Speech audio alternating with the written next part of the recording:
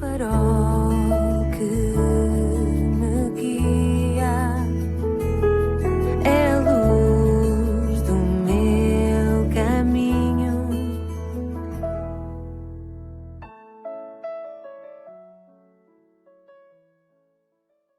Sou o Carlos Oliveira e quero dar as boas-vindas à 173ª edição do programa Pedindo Luz.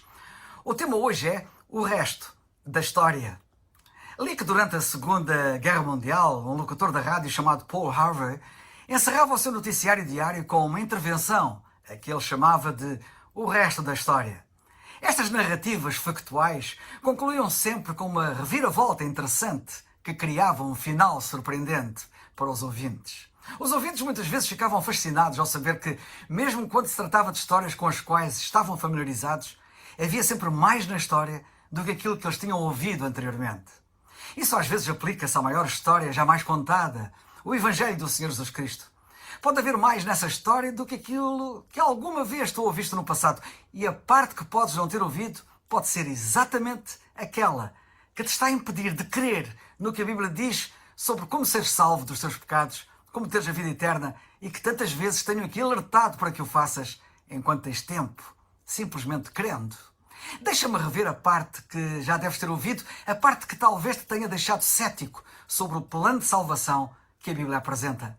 A Bíblia ensina claramente que não podes abrir caminho para o céu fazendo boas obras, pois a Bíblia diz, porque pela graça sois salvos por meio da fé. E isto não vem de vós, é dom de Deus, ou dádiva de Deus, não vem das obras para que ninguém se glorie. Lemos isto na Carta aos Efésios, capítulo 2, versículos 8 e 9. Também em Tito, no capítulo 3, versículo 5, nós lemos assim, não pelas obras de justiça que houvéssemos feito, mas segundo a sua misericórdia, nos salvou. Talvez já tenhas ouvido ou lido estes versículos anteriormente e te tenhas interrogado. Isto significa que Deus não quer que façamos boas obras? Já que tal não pareça ter feito qualquer sentido para ti, talvez tenhas optado por não crer no que provavelmente consideraste ser um evangelho muito inacreditável. Se for esse o caso, pode servir de conforto para ti saberes que Deus sabia de antemão que as pessoas se interrogam sobre isso.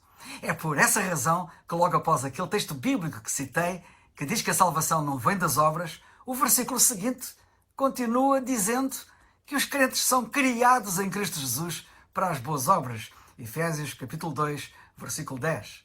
Se te estás a interrogar sobre o que significa ser criado em Cristo, lembra-te de que Deus criou uma criatura chamada Adão no início, o primeiro homem. Hoje, quando alguém crê no Evangelho, Deus torna-o numa nova criatura, segundo lemos em 2 Coríntios 5,17. E assim como a primeira criatura de Deus foi criada para fazer a boa obra de lavrar e guardar o jardim do Éden, como lemos em Gênesis 2,15, os crentes em Cristo são igualmente criados em Cristo Jesus para as boas obras. Isto é, embora não possas ser salvo dos teus pecados por fazeres boas obras, uma vez que sejas salvo pela graça de Deus, irás querer fazer boas obras porque estás salvo. Não para seres salvo, a fim de expressares a tua gratidão a Deus por Ele te ter salvo. Vemos a mesma coisa naquele outro versículo do Evangelho que citei, onde logo depois de lermos que a salvação não é pelas obras de justiça que nós praticamos, em Tito 3,5, Paulo acrescentar para que os que creem em Deus procurem aplicar-se às boas obras. Lemos no versículo 8. Aqui, novamente, vemos que depois de sermos salvos pela graça por meio da fé, Deus lembra-nos logo a seguir para fazermos as boas obras para as quais fomos criados. Como vês, só porque Deus não pede que faças boas obras para ser salvo, isso não significa que Ele não queira que faças boas obras. Ele só quer que entendas que as boas obras vêm depois da salvação, não antes da salvação. Nesta matéria, como noutras, a maioria das pessoas tem a tendência de colocar a carroça à frente dos bois, e é importante que saibas que não consegues ir para o céu numa carroça assim. A história do Evangelho parece um pouco mais confiável para ti agora, pergunto eu.